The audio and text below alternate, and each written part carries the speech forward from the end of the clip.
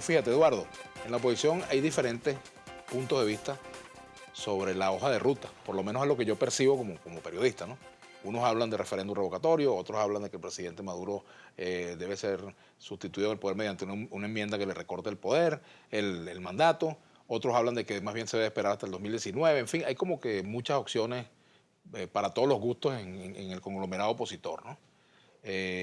Pero lo interesante es ver si el presidente Nicolás Maduro tiene margen de juego para hacer frente a la crisis en este momento, como tú lo planteabas, ¿no? El presidente está en la presidencia en este momento. O sea, está al Obviamente. frente de la responsabilidad.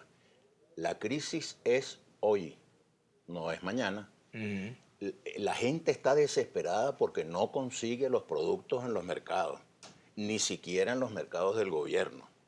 La gente está desesperada porque no le alcanza la plata para la cesta básica. La cesta básica está costando 140.000 bolívares.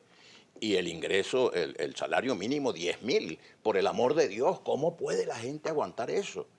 La gente está desesperada por el tema de las medicinas y por el tema de los insumos para producir. Eso no aguanta procesos y discusiones y cosas que se van a dar dentro de unos meses. Yo no sé, Vladimir, yo tengo que hablar con un gran sentido de responsabilidad. No creo que aguante esta situación unos meses. El presidente tendría que anunciar mañana, señores, tomando conciencia de la gravedad de la situación y tomando conciencia que la clave del problema económico venezolano es que no tenemos dólares.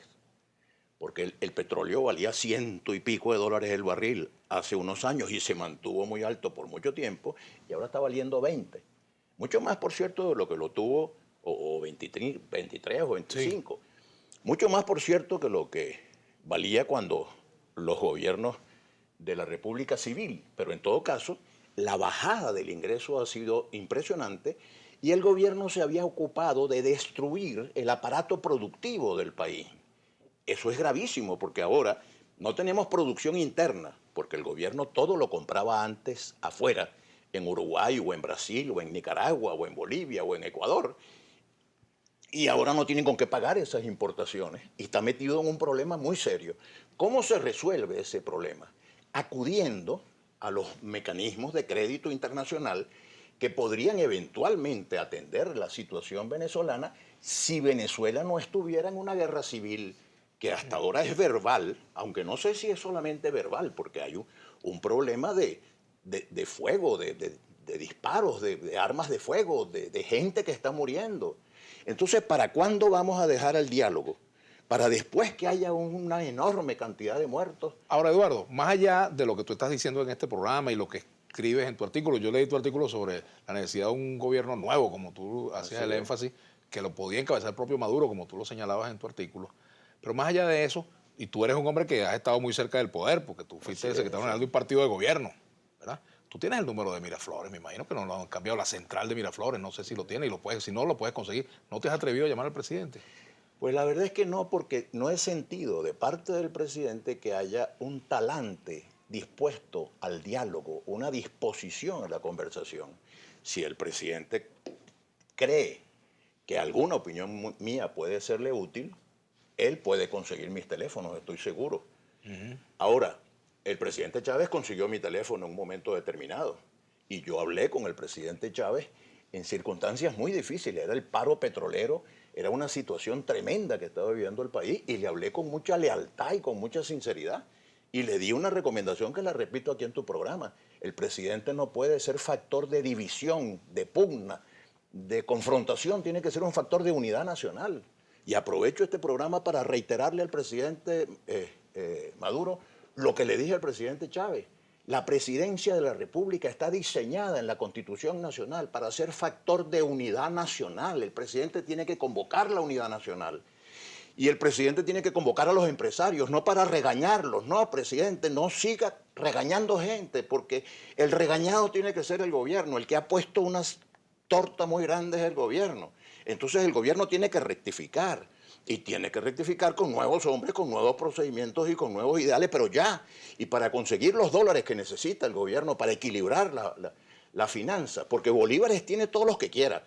El Banco Central le está imprimiendo todos los bolívares que quiera, pero esos bolívares cada vez valen menos. Vladimir, ¿qué vale un billete de 100 bolívares ahorita? Y no hay billetes de 500 y no hay billetes de 1000. Además le quitaron los ceros.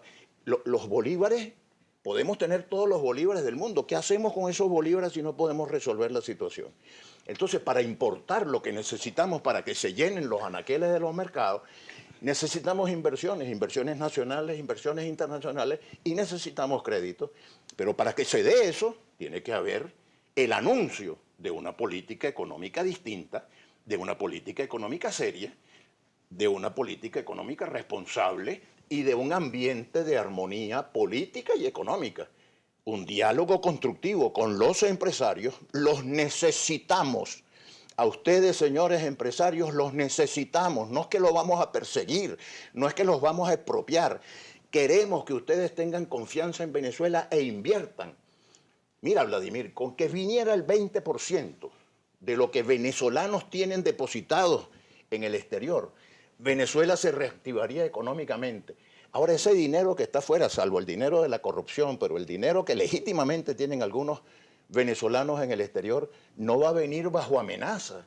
Y no va a venir si estamos, el gobierno y la oposición, dándonos trompadas y preparándonos para la guerra civil. ¿Crees tú que la oposición venezolana, si cabe el término, pudiera servirle de fiador al gobierno para pedir créditos en el exterior? Me refiero en cuanto a que la oposición, digamos, dé un aporte concreto, X. No sé cuál sería el aporte que tú... Conozco a algunos de los líderes más responsables de la oposición y más serios de la oposición. Yo estoy seguro que están dispuestos a un diálogo porque están conscientes de la gravedad extrema de la situación. Y cuando un país está en una situación tan grave como la que está viviendo Venezuela, lo que puede ocurrir se va a llevar al gobierno y eventualmente se va a llevar también a la oposición. Entonces lo que necesitamos es actuar con sensatez, con responsabilidad, líderes de altura que pongan los intereses del país por encima de los intereses de cualquier grupo político, de cualquier... Eso implica dejar de lado agenda política. Yo creo que la política en este momento no es la prioridad. Yo sostengo firmemente que la prioridad es darle de comer a la gente que tiene hambre, llenar los mercados y los anaqueles con los productos que la gente está demandando y poner en los bolsillos de los venezolanos ingresos suficientes para poder atender los gastos del mercado. Pero además, darle a los venezolanos las medicinas que necesitan para sus enfermos y los hospitales que tienen derecho o que tenemos derecho a tener todos los venezolanos. Y darnos algún margen de seguridad y que la opinión pública, los ciudadanos, no les pase lo que me acaba de contar uno de ellos. A mí me desespera, me decía él, que mientras yo hago la cola para comprar la cosa en el mercado, veo la televisión y veo discusiones políticas muy importantes, muy trascendentes, pero ¿quién se ocupa de mi muchachito que está enfermo y que yo no consigo la medicina para atender su situación? ¿Quién se ocupa que no logro comprar las cosas para llevar al mercado? Oye, vale, la situación es muy exigente y hace falta patriotismo y hace falta un alto sentido de responsabilidad.